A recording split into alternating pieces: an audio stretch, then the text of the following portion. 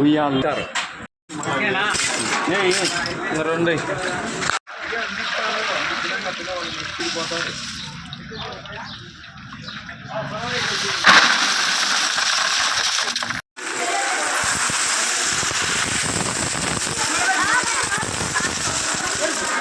జిల్లా నార్పల మండలం గ్రామంలో వెలిసిన శ్రీ పుల్లాయి స్వామి గూగూడు దేవస్థానం యొక్క చరిత్ర. మత సామ్రాజ్యానికి పూర్తిగా నిలిచిన పుల్లాయి స్వామి పూర్వము 400 సంవత్సరాల క్రిందట గృహ మహర్షి అనేటువంటి రాముడి యొక్క భక్తుడు ఇక్కడ తపస్సు చేసినాడని ప్రతినిధి.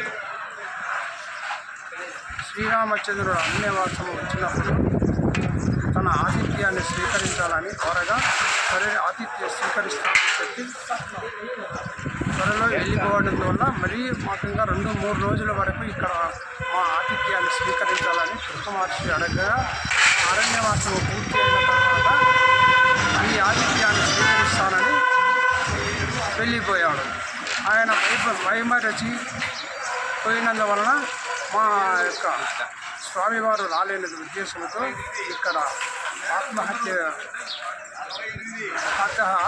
చేసుకోవాలని నిర్ణయించుకున్న వల్ల ఇక్కడ బృహ మహర్షి తపస్సు చేసినటువంటి గుండమ దగ్గర యొక్క స్థితిని వేసి అక్కడ ఆహుతి కావాలని నిర్ణయించుకున్నారు.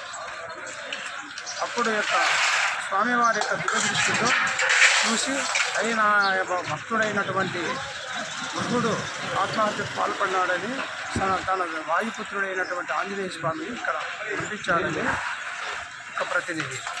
ఎందుకు ఇక్కడ ఆంజనేయ స్వామి వెలిసి ఉన్నాడు, ఇక్కడ శ్రీ పుల్లాయి స్వామి భక్తులకు యొక్క కోరికలు నెరవేర్చడానికి ఇక్కడ హీరు రూపంలో ఇక్కడ వెలిసినాడు.